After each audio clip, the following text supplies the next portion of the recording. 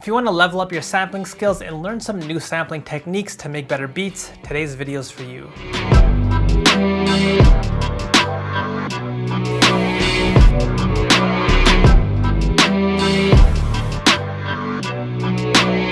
Alright, so the first sampling technique that I want to cover is one that I call the pump flip. Let's take a listen to how this beat sounds that uses this sampling technique.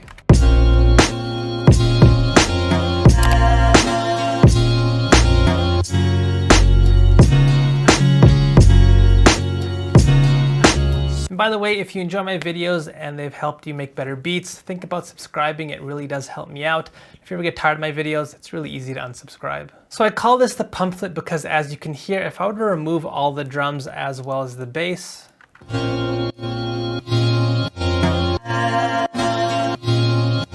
we have that pumping effect on our sample. This is a technique that you can hear in a lot of Apollo Brown beats, and it's a really helpful technique for a few different reasons. For one, it allows your drums to be a little bit more forward in the beat. If you have a sample where the drums in it are really dense, you know how hard it can be to program your drums on top in a balanced way. And that's when this sampling technique and creating that pumping effect whenever there are drums hitting in the sample can be helpful. This just helps get the sample's drums out of the way. Secondly, it can help break up the monotony. With this sample, that organ sound may end up feeling repetitive and overbearing since it's just constantly playing throughout the entire sample.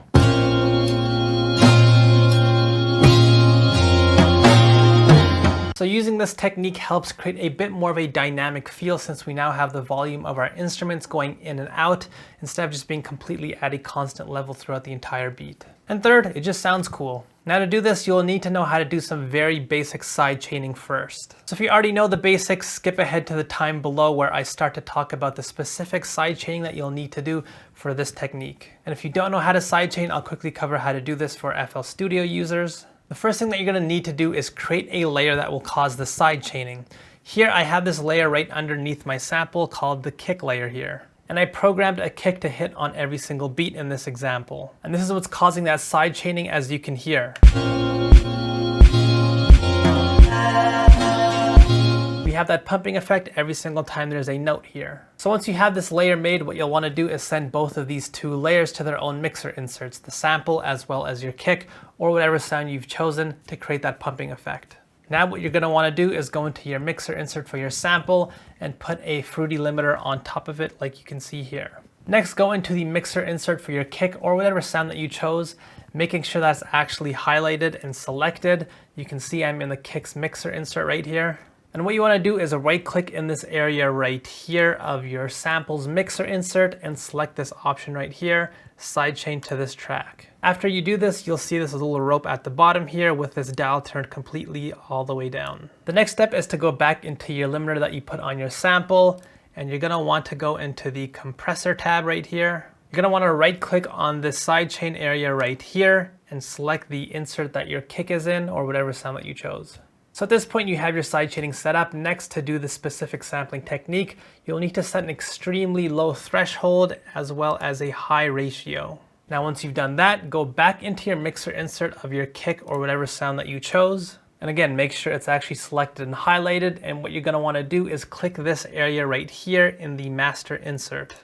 This will remove that rope that's leading to the master, meaning our sound is no longer actually going to the master, and as you know, the master is what we actually hear coming out of our speakers. So we will no longer actually hear this sound in the final beat. The sound will still exist in the beat and it's still going to cause that side chaining, we just won't hear it.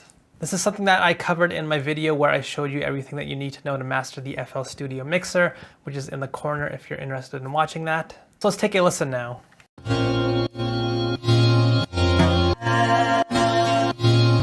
And you can hear if I didn't unroute this to the master, you can actually hear the kick now. But yeah, that's how you get that pumping effect. At this point, you'll want to go back into your limiter and readjust your ratio as well as your threshold if need be, in case you want that pumping effect to become more or less drastic based on whatever you want.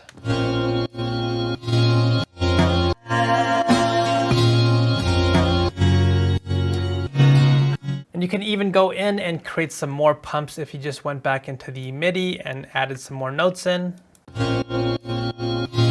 One extra bonus tip here, if you want to control how long each pump lasts, doing so from your limiter might not work as well if the kick or whatever sample that you choose is a bit too long. So you might want to literally go into the sample and cut how long it is. And you can see that's exactly what I did here with this kick sample. I use this sample start dot to cut how long this actual sample is. Or alternatively, you can just go into your ADSR controls and create an envelope to control how long or short the sample is. And that's how you do the pump flip. Next up, the second technique that I'm going to show you might seem simple on the surface, but there are some really important elements that you need to know if you want to do the sampling technique, which is the reverse flip. Here is a beat that I made using this technique.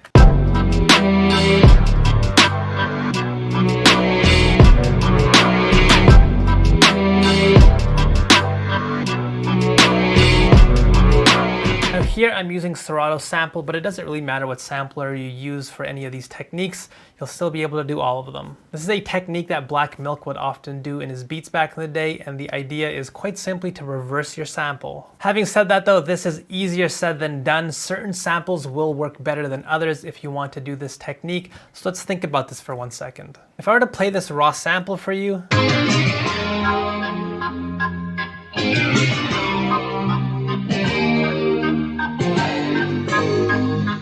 so for one, you need to make sure the amount of drums in your sample are somewhat minimal, or if the sample has no drums at all, that's even better. The reason why is because it's going to be extremely difficult and at times impossible to remove the drums from a sample. So if you have a sample with some really prominent drums in them, the tail of the drum sounds are going to bleed into the sample. Like for example, if I had chosen another sample here with denser drums,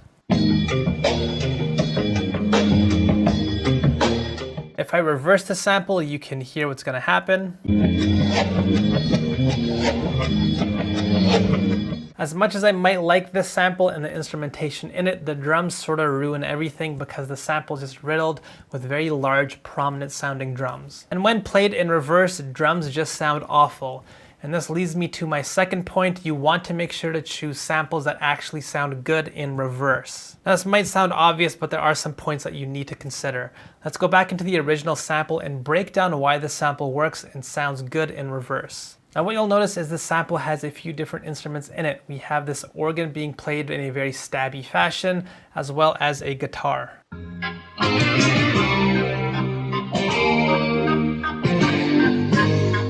Now when you're trying to find samples to do this technique, you want to look for sounds that will literally be different in reverse. In this example, notice this section right here with the guitar playing. We can see with how this instrument is being played that we have a long tail that eventually tapers off. And that's why when played in reverse, it will sound different and unique.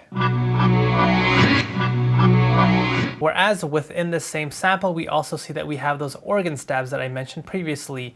And when I play this sound in reverse, it's going to sound very similar to the exact same sound, but played not in reverse. The reason being is because how they were played within this sample, they would be the exact same if they were forwards or backwards. Looking at the shape of these organ stabs, it's a lot more rectangular. It starts and ends very abruptly.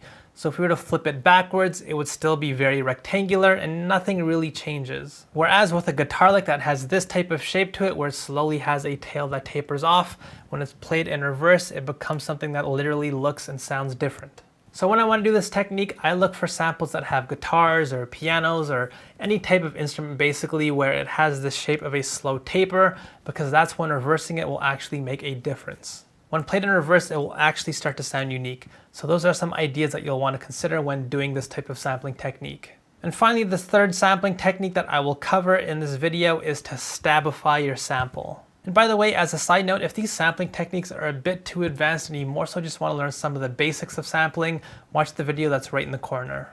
So once again, let's take a listen to a beat that uses this sampling technique.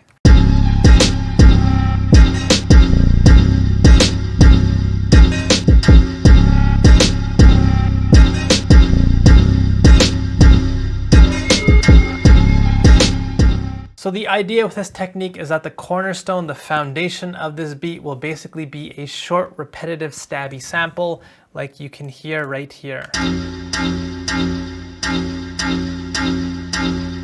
Now what makes this such an effective technique when sampling is that if I were to ask you to describe what instrument is playing right now, you'd have a hard time answering this question. This technique is focused on texture. The idea is to find a really cool, unique sounding texture and use that to build out your beat, and the final result will just be a really cool sounding beat.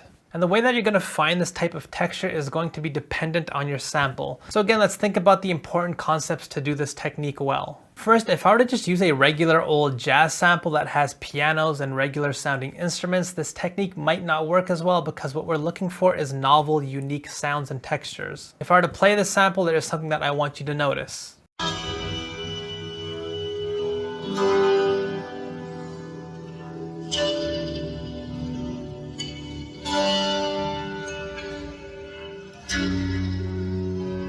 We have many different sounds being played in this sample, and they're sort of blending into one another. Throughout this section of the sample, there are multiple textures going in and out. We had a violin, some Eastern Asian instruments, a flute at one point. So if I were to go through this sample to look for particular pieces where we have multiple different sounds playing at once, and I treat that one phrase that I try to find like an instrument in itself, it's almost like I've created an entirely new sound made up of multiple different instruments combined, which to me is one of the beauties of sampling. You can just create some really unusual, unique sounding textures when you find samples that have multiple sounds playing at once, and you just treat that as if it's your own instrument. Now, a few things that I want to point out, you can get some very drastically different results depending on some very small details. For example, with the stab that I have created here, listen to what a big difference this is going to make if I were to go into this sample and move this chop just a tiny bit over.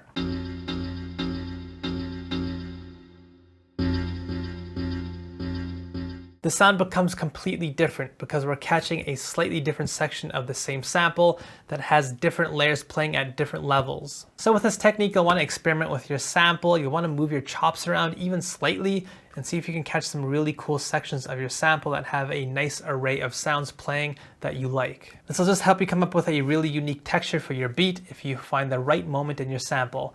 This is just going to require some experimentation. Secondly, you'll want to make sure to reshape your chop with the release function. This is going to have a big effect on how your texture ultimately sounds. For example, you can see here,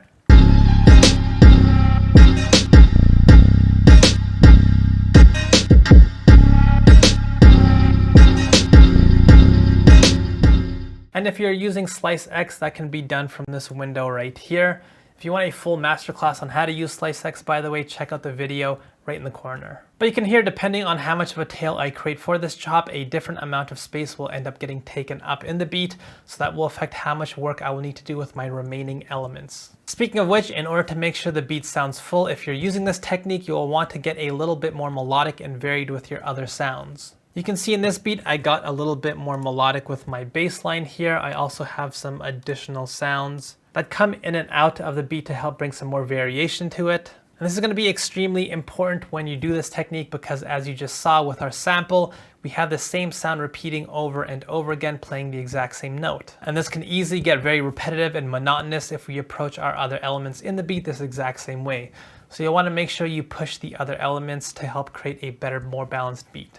You can hear this technique used by The Alchemist from time to time in his beats. So if you're interested in learning some more of The Alchemist production techniques and you want an in-depth breakdown, I did do a video covering some of his production ideas. In that video, I cover some more sampling techniques and ideas if you want even more techniques at your disposal to become a better sampler. That video should be showing up on the screen right now, and if you enjoyed this video, please like and subscribe. Head over to betterbeatmaker.com if you want a full online course to help you make better beats. My free drum kit's available in the description box below, as well as a link to the Discord if you want to join my producer community, and I'll see you next time.